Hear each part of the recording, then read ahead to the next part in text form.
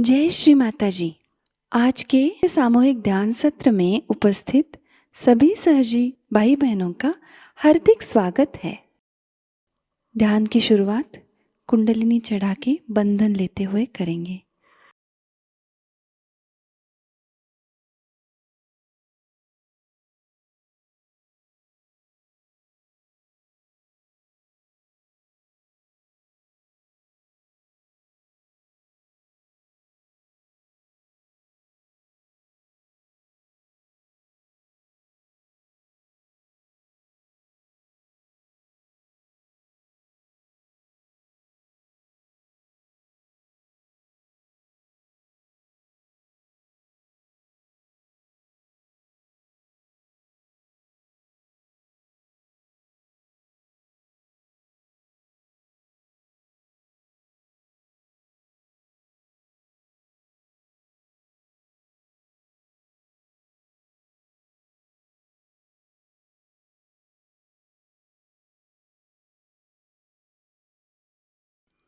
तीन महामंत्र और श्री गणेश मंत्र।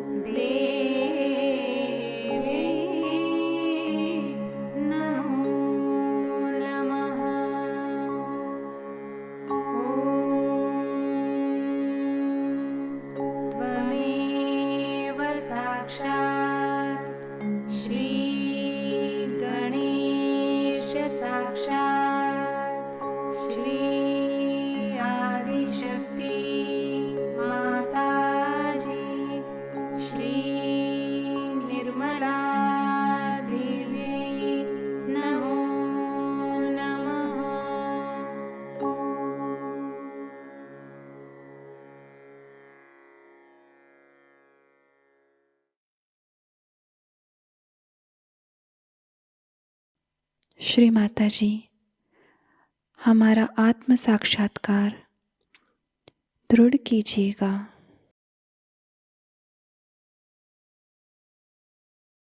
पूरा चित्त हमारे सहस्त्रार में ही रखेंगे।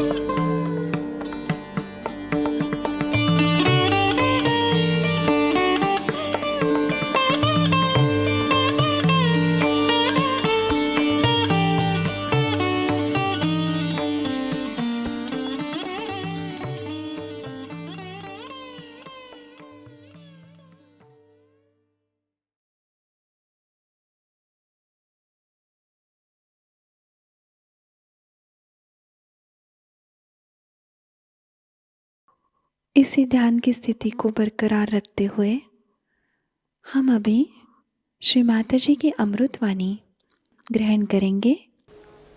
आज हम लोग शक्ति की पूजा करने के लिए एकत्रित हुए हैं। शक्ति का मतलब पूरी ही शक्तियाँ, और किसी एक विशेष शक्ति की बात नहीं।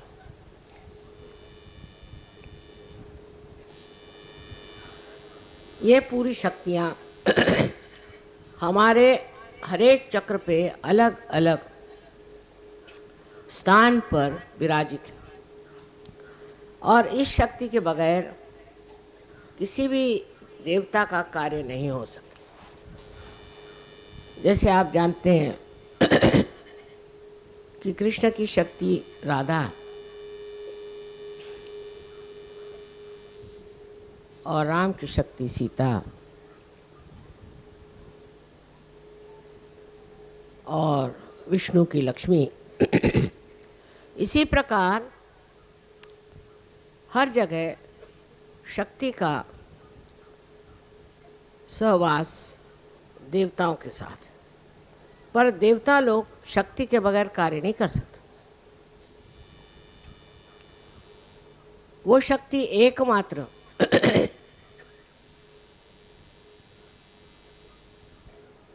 आपके हृदय चक्र में बीचों बीच जगदम्बा स्वरूपी विराजमान। ये जगदम्बा शक्ति बहुत शक्तिमान है।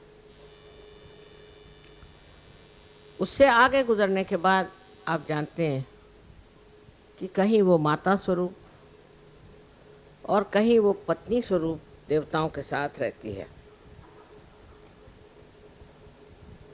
तो शक्ति का पूजन माने सारे ही देवताओं के शक्ति का आज पूजन होने वाला है। इस शक्तियों के बिगड़ जाने से ही हमारे चक्र खराब जाते हैं और उसी कारण शारीरिक, मानसिक, बौद्धिक आदि जो भी हमारे समस्याएं हैं खड़ी हो जाती। इसलिए इन शक्तियों को हमेशा प्रसन्न रखें। कहा जाता है कि देवी प्रसन्नो भवेत्। ये प्रसन्न रहना चाहिए। देवी को अप्रसन्न करने से न जाने क्या हो जाए। अब कुंडलिनी के जागरण से इस शक्ति को एक विशेष और एक शक्ति मिली। इन शक्तियों में एक विशेषता और होती है, वो ये है कि सारे दूर सर्वव्यापी शक्ति जो परम चैतन्य, जो आदिशक्ति की शक्ति है, उससे इसकी एकाकारिता एकदम हो जाती है। उस एकाकारिता के कारण इसके अंदर वो शक्ति आ जाती है। इन छोटी छोटी, जिनको कहना चाहिए विभक्त शक्तियाँ हैं, उसमें पूरी तरह से एकत्र एकाकारिता शक्ति का संचार हो जाता। माने ये कि अगर समझ लीजिए आपकी हृदय की शक्ति कमजोर तो उसका संबंध जब इस परम चैतन्य से हो जाता है तो वो निर्बल शक्ति शक्तिशाली नहीं हो जाती है और उसका संदेश सारे शक्तियों के पास पहुंच जाता है कि अब कोई फिक्र करने की बात नहीं है, अब ये शक्ति जो है प्रबल हो गई। पर शक्ति जो है वो स्त्री स्वरूप है और देवता जो है वो पुरुष स्वरूप है। सो स्त्री का मान रखना, स्त्री का आदर रखना, गृहलक्ष्मी को गृहलक्ष्मी जैसे रखना आदि बहुत ज़रूरी बातें हैं जो हमारे यहाँ जो पुरुष हैं उनको सीखना चाहिए। इसका मतलब ये नहीं कि औरतें उनको हमेशा लेक्चर झाड़ते रहे या उनसे बिगड़ते रहे। औरतों को तो गृहलक्ष्मी के स्वरूप होकर के अपने पति और अपने बच्चे, घर द्वार, सबकी सेवा तो करनी होती। उसको तो एक ही काम होता है, पति को हजारों काम होते हैं और वो ठीक से निभा करें, उसको ठीक से संभालें, ये बहुत ज़रूरी है। लेकिन पति का कार्य होता है कि अपनी पत्नी को देवी स्वरूप माने, अपने पत्नी को घर की शक्ति माने और उसके साथ जो संबंध हो वो निश्चल और शुद्ध हो। मनुष्य कभी कभी ये सोचने लग जाता है कि वो जैसे भी चाहे चले और ठीक है क्योंकि पुरुष है, ये उसको बड़ी गलतफहमी है। इस तरह से करने से उस पे जो संकट आने हैं वो आते और पत्नी कितने भी वो संकट झेल रहे तो भी उसका कुछ कह नहीं सकते, क्योंकि अगर आप घर के स्त्री को सताएंगे तो वहां पर देवताओं का रमण नहीं हो सकता। घर की औरत को जिद नहीं करनी चाहिए, पति को खुश रखना चाहिए, घर द्वार को ठीक रखना चाहिए। ये तो बात सही है, पर सबसे बड़ी बात यह है कि घर की गृहलक्ष्मी जो है वो घर की शक्ति है। इसलिए उससे एक तरह की बड़ी गहरी एकाकारिता साध्य करनी चाहिए।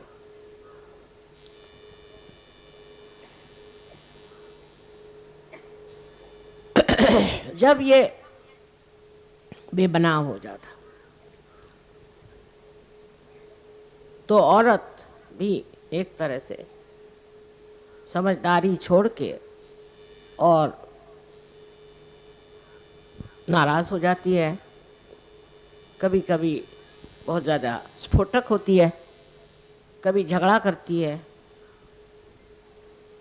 उससे बच्चों पे बुरा असर आता है और फिर समाज टूटने लग जाता है।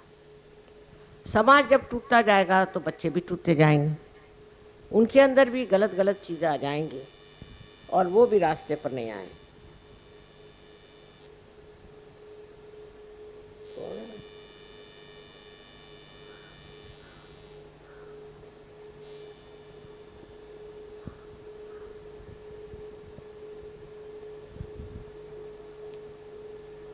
मध्येच उठून जाऊ नका।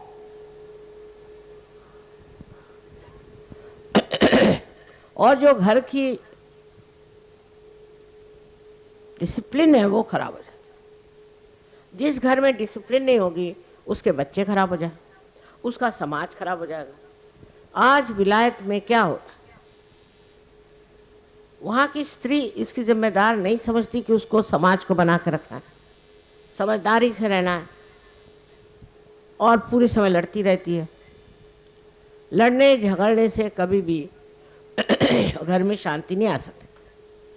शांति लाने के लिए क्या करना है, पति से सुझाव करना है, उससे बात करनी है कि आखिर क्या बात है, क्यों ना हम दोनों प्रेम के साथ रहें जिससे हमारे बच्चे ठीक रहें। परदेश में कुछ भी सीखने का नहीं है, क्योंकि उनका समाज बिल्कुल विचलित हो गया है। एक एक औरत है वहाँ 8-8 शादियाँ करती है और रईस हो जाती है, उसको बस पैसे की लालच है। वो अपनी सामाजिक स्थिति के लिए जिम्मेदार नहीं, वो नहीं सोचती कि हमारा समाज मेरे सर पे बैठा हुआ। आज भी हिंदुस्तान का समाज जितना बिगड़ा नहीं, उसका कारण माताएं अच्छी हैं, पर माताओं को भी ज़बरदस्ती नहीं करनी, समझाना चाहिए, उनसे दोस्ती करनी चाहिए और उनको अपने बराबर समझ करके और ठीक रास्ते पे रखना चाहिए।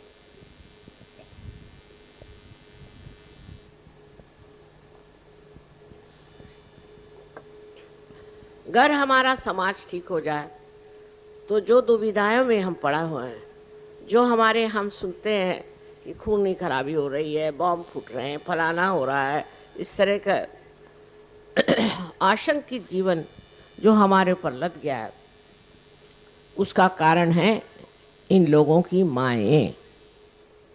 उन माँओं ने अगर इन बच्चों को ठीक से रखता होता तो आज वो इस तरह से बेकाबू नहीं होते, इस तरह से गंदे काम नहीं करते। उनको एक तरह से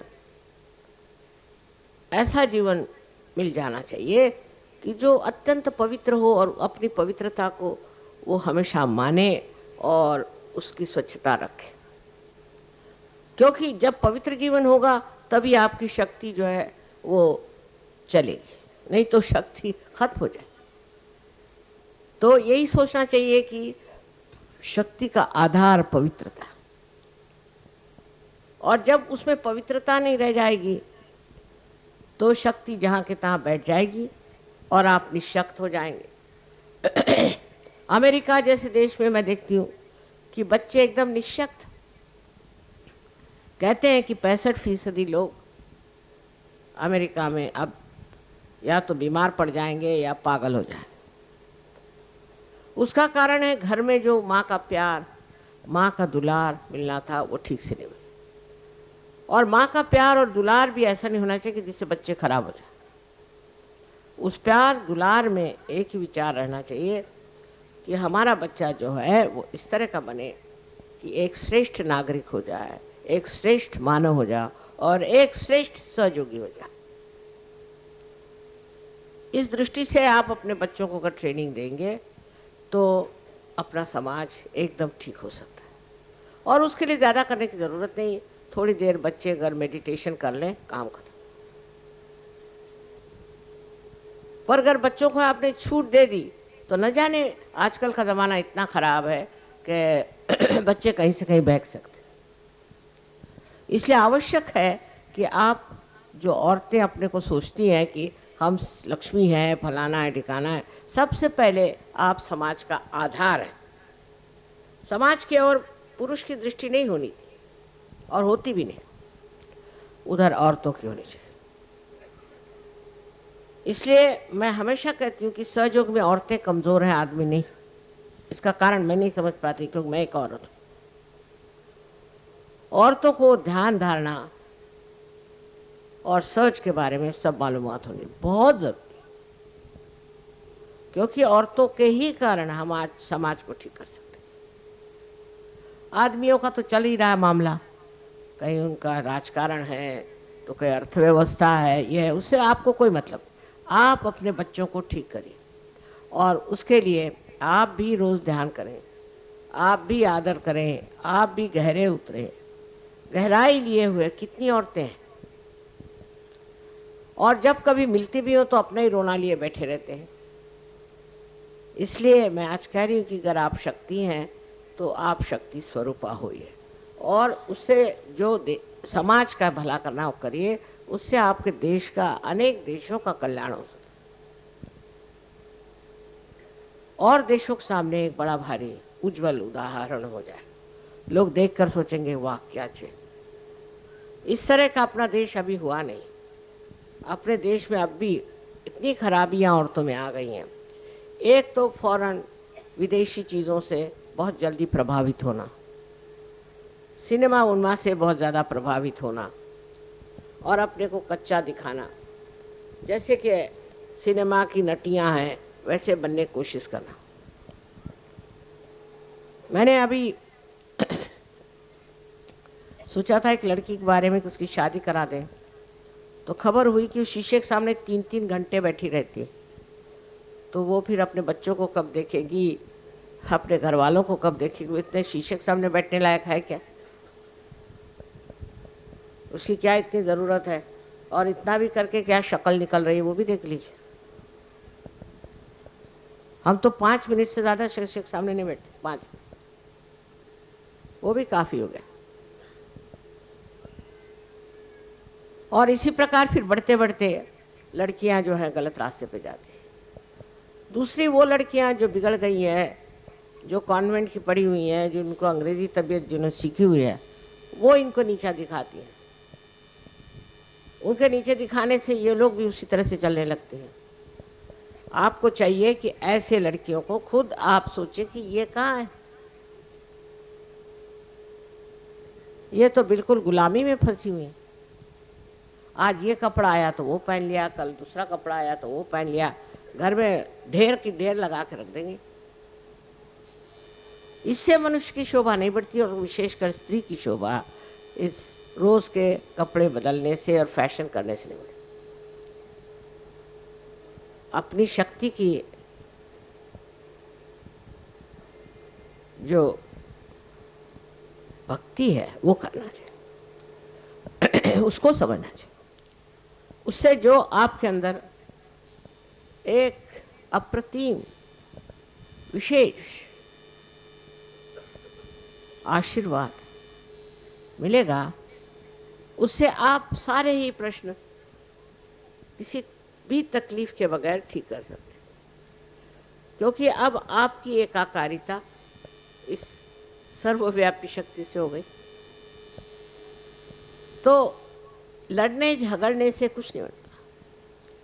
शांति से ध्यान करके, समझदारी रख के अपने बच्चों को सीधे रास्ते पे लाना चाहिए। अब पति जो है वो बहुत ज़्यादा, समझ लीजिए, राइट साइडेड है, बहुत सोच रहा है ये करूँगा वो करूँगा वो करूँगा, लेकिन औरत को उस तरह नहीं होना चाहिए। उसको एक कैसी तरह से मैं समाऊं, समा जाना चाहिए। अपने घर खानदान में उसको समा जाना चाहिए। समुंदर है, उसको एक तरफ से दबाओ तो दूसरी जगह समा जाता। इसी प्रकार स्त्री का हृदय होना चाहिए कि उसको एक तरफ से तकलीफ हुई, दूसरी जगह समा जाए। समाना माने क्या? समाना माने एकाकारिता। एकाकारिता लानी चाहिए। जब वो ये नहीं ला सकती तो वो शक्ति नहीं है। अगर वो झगड़ा करती है और सबसे वाद विवाद ही करती है तो वो शक्ति नहीं है। शक्ति का मतलब ही यह है कि आप सब चीज़ में समा सकते, सबसे ऊंचे, कुछ भी हो उससे आप ऊपर हो जाए, तभी आप शक्ति हैं। और अगर आप उससे दब गए तो आप शक्ति नहीं, आप निशक्त। स्त्री के बारे में हमारे देश में अनेक बातें कही गई हैं और हम अपने भारत माता को भी, उसको भी हम एक माँ के रूप में देखते। हमारे यहाँ माँ बहुत बड़ी चीज़ मानी जाती है, क्योंकि वो लड़के को गलत रास्ते से बचाती है, उसको सही तरीके से बड़ा करती है, उसको वो ऐसे बहुमूल्य गुण देती है जो उसको ज़िंदगी भर के लिए पूरे पड़े। ऐसी हालत में आप लोगों को ये सोचना चाहिए, क्या हम अपने घर में शांति, सुख और आनंद देते हैं? घर पे पति आया और आप लड़ाई झगड़ा शुरू कर देते, या नहीं तो बस रहने दो रहने दो रहने दो, इस तरह से एक अछूतापन। अगर आप घर में आनंद और प्रेम की सृष्टि करें तो आपके बच्चे ठीक से पनप जाएं। उसी प्रकार पुरुषों के लिए बहुत ज़रूरी है कि हर समय अपनी बीवी से मजाक करना कोई बड़ी अच्छी बात नहीं। नॉर्थ इंडिया में बहुत ज़्यादा है, बीवी का बड़ा मजाक करते रहे सुबह शाम। उसमें कोई बड़ी भारी बुद्धि चातुर्य नहीं है, बेकार की बात है। अपने बीवी के गुण देखिए, ज़रूर नहीं उसको बखानिए, पर उसको समझिए और उन गुणों से परिचित हो करके और उसका मान पान सब रखना चाहिए। आज मैं इसलिए बात कह रही हूँ कि बहुत सी औरतें सहयोग में आई हैं, लेकिन अब भी उनमें कर्मकांड बहुत, फलाना है शुक्रवार, खासकर महाराष्ट्र में तो बहुत ज़्यादा, बहुत ज़्यादा। आप स्वयं गुरु हो गए, आपको क्या कर्मकांड करने की ज़रूरत है? सो जो औरतें इस तरह कर्मकांड में फंसी हैं उनको इसमें से बचाना है, उनको समझाना और उनको समझा के ये बताना है कि आप ही के अंदर शक्ति है और आप अपनी शक्ति से ही कार्यान्वित हो सकते। आज बम्बई शहर को देखते हुए मुझे लगता है कि इसमें परदेशी संस्कृति बहुत आ गई है, बहुत ज़्यादा। हालांकि अपने सहयोगी बाहर से जो आए, देखिए किस तरह से कपड़े साड़ी वाड़ी पहन के कायदे से बैठे हैं, सब पढ़ी लिखी बड़े घर की लड़कियां, पर कायदे से बैठे। और हमारे यहाँ मैंने जो देखा ये कि रात दिन लड़कियों के शौक ही नहीं पूरे हो रहे। होटलों में जाना, होटलों में खाना बनाना, खाना आता जाता तो कुछ नहीं, और घूमने का शौक, दुनिया भर के शौक। एक शौक अगर आ जाए कि सबको मैं आनंद देने वाली एक शक्ति हूँ, उस शौक को आप पूरा करें तो देखिए समाज बदलेगा। और आदमियों को भी इस चीज़ का वर्णन करना चाहिए, इस चीज़ को मानना चाहिए। और इसी तरह से स्त्री का मान रखने से ही हमारा समाज ठीक हो, क्योंकि समाज स्त्री पर निर्भर है, पुरुषों पर नहीं। अब दूसरी बात जो हमें सोचनी है वो ये कि पुरुषों के मामले में हम लोगों ने जो देखा है वो यही है कि उनके हाथ में राजकारण, और देश की अर्थव्यवस्थाएं, उस ओर भी उनको ध्यान देना चाहिए।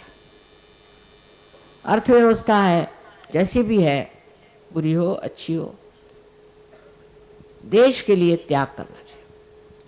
हमें तो आश्चर्य लगता है कि हम दो दुनिया में रहे। जब हम छोटे थे, हमारे पिताजी जेल में, माताजी जेल में, सब घर में कोई नहीं, और हम लोग अच्छे बड़े घरों से निकल के झोपड़ियों में रहते थे और बहुत खुश थे। सारा पैसा, हमारी माँ के सब जेवर गांधी जी को उन्होंने दे डाला। इतनी त्यागमयी प्रवृत्ति थी। हमारे पिताजी इतने त्यागमय थे, उनके पास इतने महंगे महंगे सूट थे। जब वो कांग्रेस में आए तो उन्होंने चौराहे पे जाके सब जला दिए। वो लोग कुछ और ही थे, जो हमने लोग देखे वो कुछ और थे। ऐसे तो आजकल कोई देखा ही नहीं जाता कि जो त्याग की बात करता होगा। ज़्यादातर लोग पैसा कैसे कमाना चाहिए, किसका जेब कैसे काटना चाहिए, इसे सोचते हैं।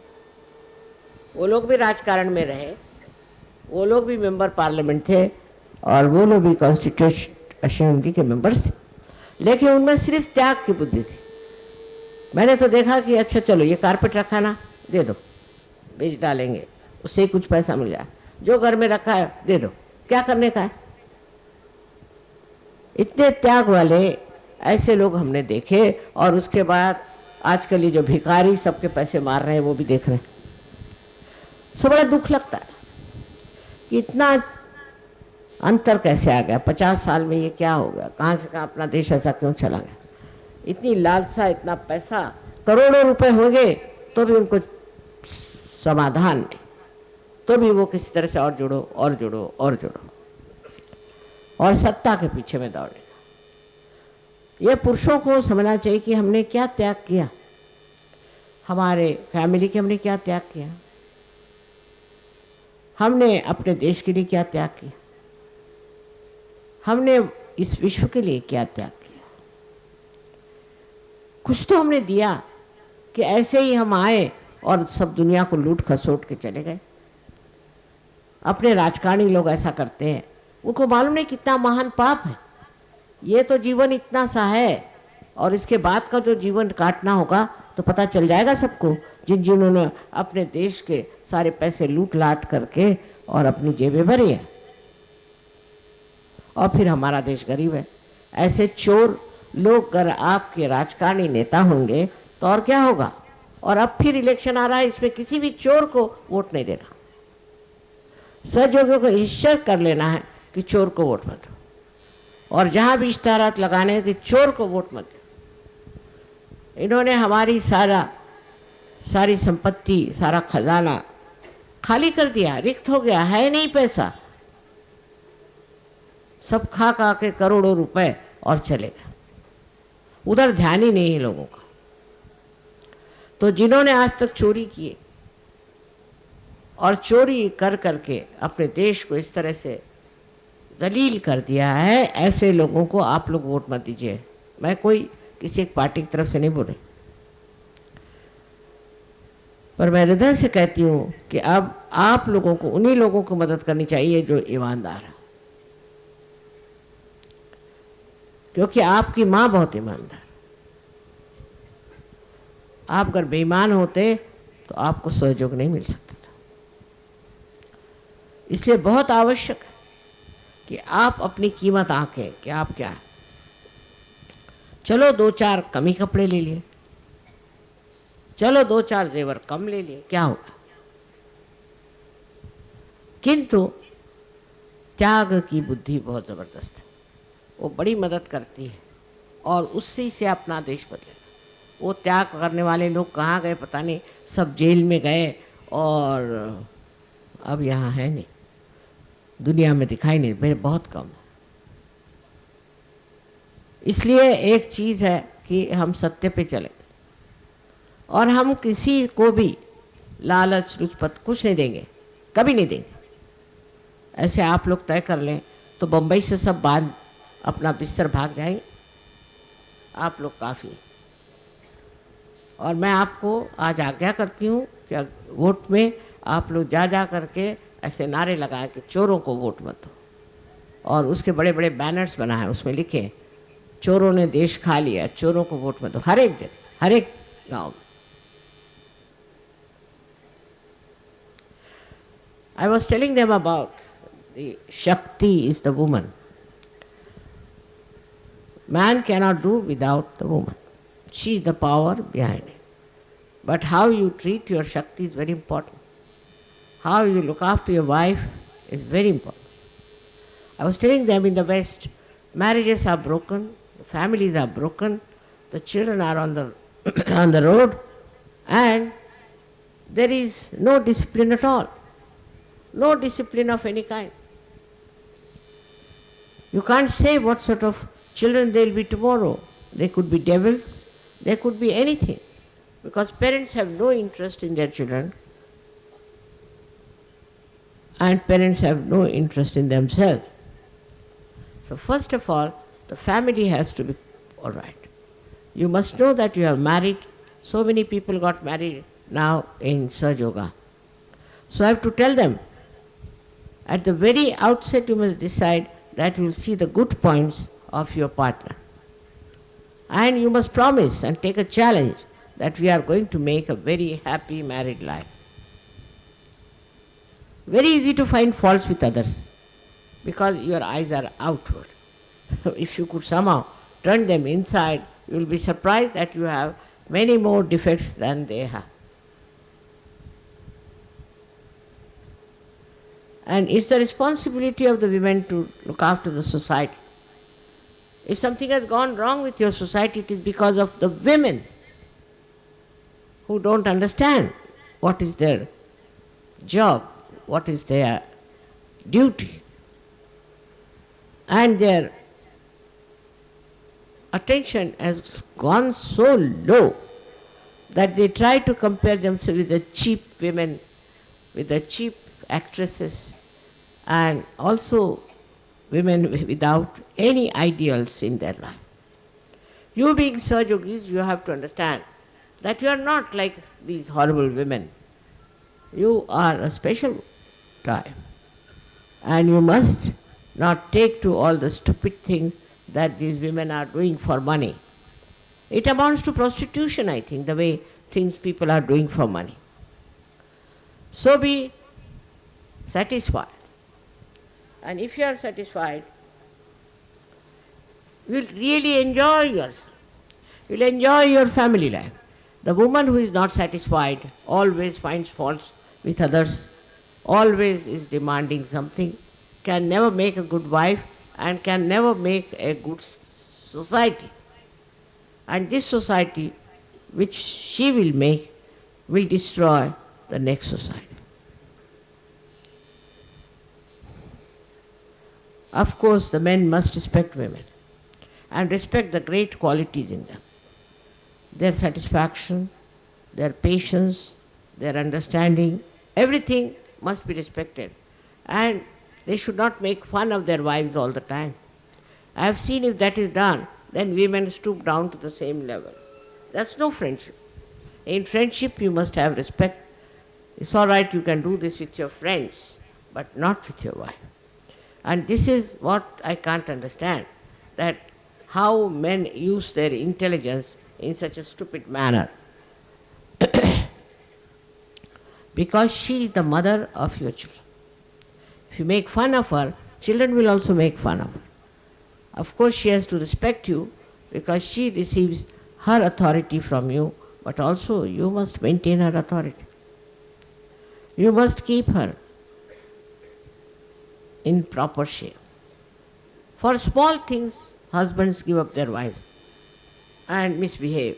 It's most shocking that some of the senior people in Sahaja have done all kinds of nonsense about their married life. I'm amazed at how could they do it. And this really shocks me. I was told that this year, on coming year, will be Sahaja Yogis who will go astray. They'll do dirty things, bad things, and I should say things which are not pure. And they will destroy Sahaja Yoga. If they are predicted like that, you can imagine at this age of mine I'll have to fight it. But you all can fight it by understanding that this is not your life. This is not a surge life, and you have to live in a surge manner. Must bring a good name to Surge Yoga. Not artificially, but really. People should say that if they have met any saints, they are in Surge. The other day also I have said that miserliness is not the quality of a Surge Yogi. Because he knows he'll get whatever he wants. Should go on distributing as much as he can. All this is going to work out in the favor. More than men, women are miserly. They look after their children, but not others' children, not other people. So if the women become more socialistic, it would be a better idea. And it will help them a lot to do justice to their own Shakti, because she wants, your Shakti within wants you to be generous, to be kind, to be loving. If you are not loving, then it's not going to work.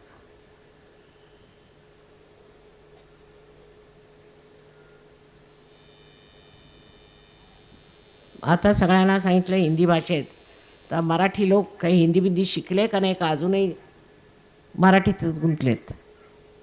स्वतः म्हणजे मराठी इतकी सुंदर भाषा आहे की त्या भाषेला तुम्ही जोपर्यंत हिंदी शिकणार नाही तोपर्यंत वैशिष्ट्य येणार नाही. तेव्हा ज्यांना मराठीच येतं, आम्ही आता मराठीच आहात, ते काय आता चालणार नाही. देवाला सुद्धा आता इंग्लिश समजू लागले. मग तुम्हाला कमीत कमी हिंदी आली पाहिजे, कमीत कमी. इंग्लिश आलं तर बरंच आहे, पण निदान हिंदी तर बोलता यायला पाहिजे. पण मराठी लोकांचा हेका फार आहे प्रत्येक गोष्टीत. हेकेखोर लोक आहेत आणि घमेंड फार. आम्ही मराठी म्हणजे शिवाजी महाराज, सगळे शिवाजी महाराज आणि सगळ्या जिजाया, काही समजतच नाही या लोकांचं. तेव्हा नम्रता धारण करून सहजोगात उतरलं पाहिजे. नम्रता हा शब्द इकडे आहे नाही, कोणी वापरत नाही. वापरला तरी ती नम्रता असायला पाहिजे. असं मला नमस्कार करतील, जितक्यांना मी त्यांना बघेन तितक्यांदा नमस्कार, पण बाकी काय.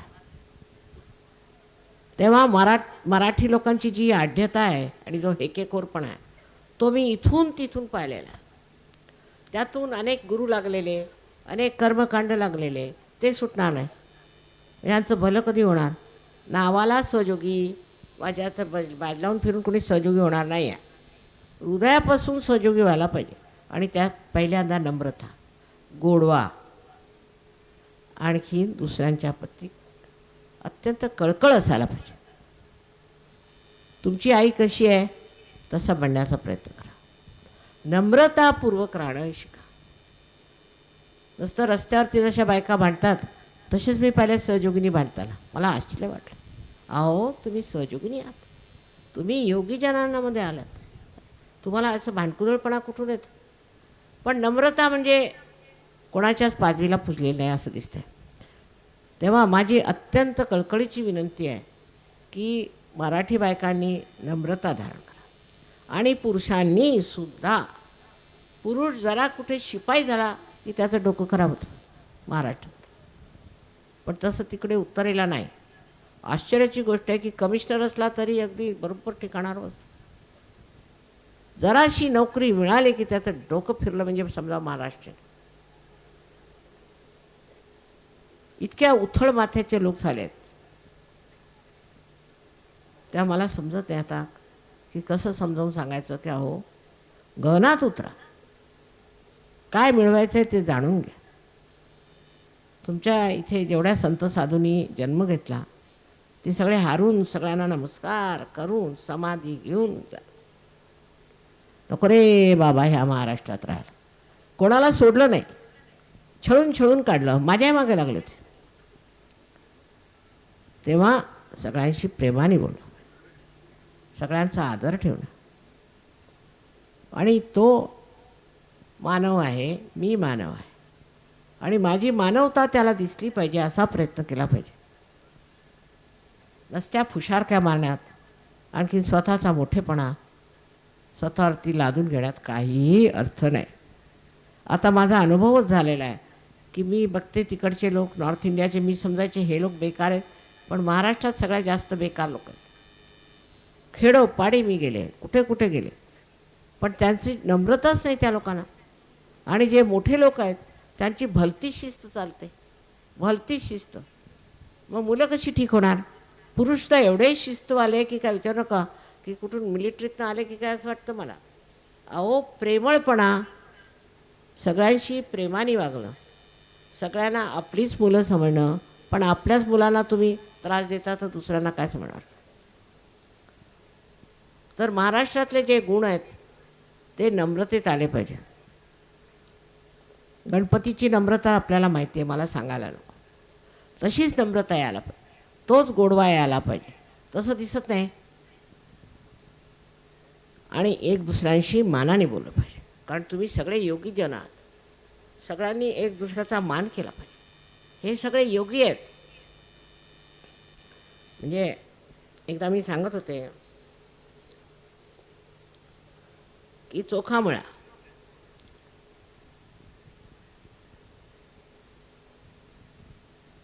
आणि ही मंडळी निघाली. त्यांचं म्हणणं हा महार आहे जातीचा. तर तुकारामांनी अभंग लिहिलेत की मी महार झालो हेच बरं झालं. अशी अनेक उदाहरणं या साधू संतांची आहेत. पण ते आले, त्यांना तुम्ही झोडपून काढलं आणि ते निघून गेले. काही डोक्यात गेलेलं नाही लोकांचे, काही समज आलेला नाही. कोणत्याही तऱ्हेचं प्रेम असं तुमच्या आदर्शात नाहीच. मी काँग्रेसचे ते युवा शक्तीचे आले, त्यांना विचारलं का हो तुमचं धोरण काय? धोरण काहीच नाही. मग धोरणाशिवायच निघाले का? नाही, आमचे जे मोठे सांगतात तेच आम्ही करतो. म्हटलं तुमचे मोठे सगळे पैसे खातात, तुम्ही तेच करता? हो म्हणे, आम्ही तेच करतो. आधी भोळेपणाने. तर महामूर्खांचं इथं काम नाही आहे, मूढांचं काम नाही आहे. परत परत त्याला पाहिजे जातीची.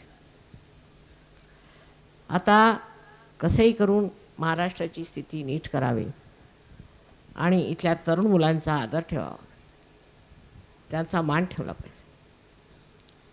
मला मुळीच आवडलं नाही तुम्हाला रानावनात पाठवलं आणि तुम्हाला पूजेलाही बसू दिलं नाही. मी स्पष्ट सांगितलं असं करून चालणार नाही.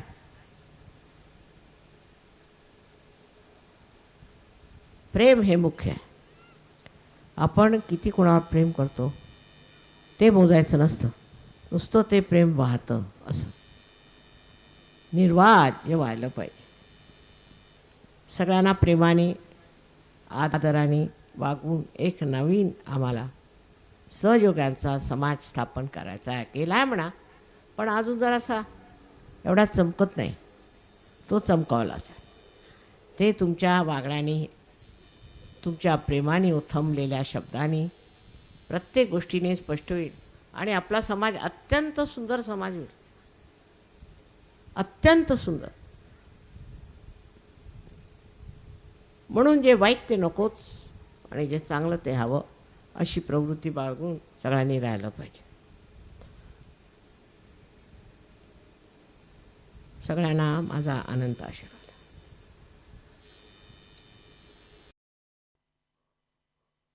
अब हम निःशब्द ध्यान में रहते हैं.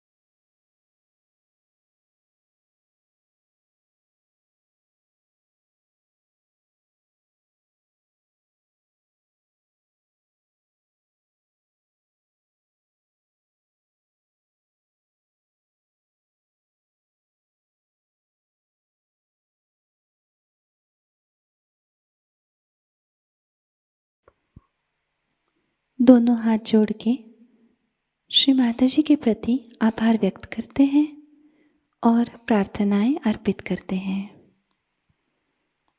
परम पूज्य श्री माता जी, आज का सामूहिक ध्यान हम आपके श्री चरणों में समर्पित करते हैं। आज के ध्यान में आपने हमें निरानंद प्रदान कर हमें चैतन्य से आशीर्वादित किया, इसलिए हम आपके हृदय से ऋणी हैं। संपूर्ण विश्व में विश्व निर्मल धर्म प्रस्थापित करने हेतु कृपा कर हमें सहयोग प्रचार प्रसार का शुद्ध एवं प्रभावी माध्यम बनाइएगा माँ। हमारी सभी प्रार्थनाओं का स्वीकार कर हमें आशीर्वादित करने की कृपा करना माँ। जय श्री माता जी। सामूहिक बंधन लेते हैं।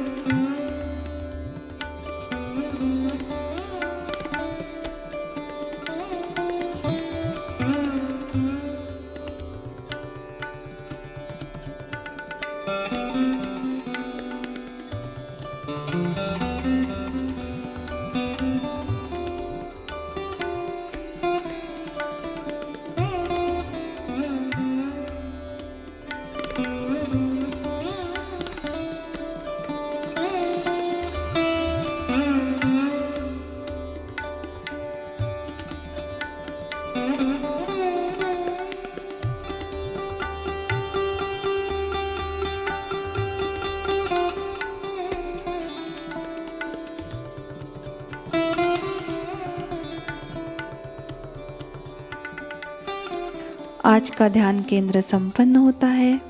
जय श्री माता जी।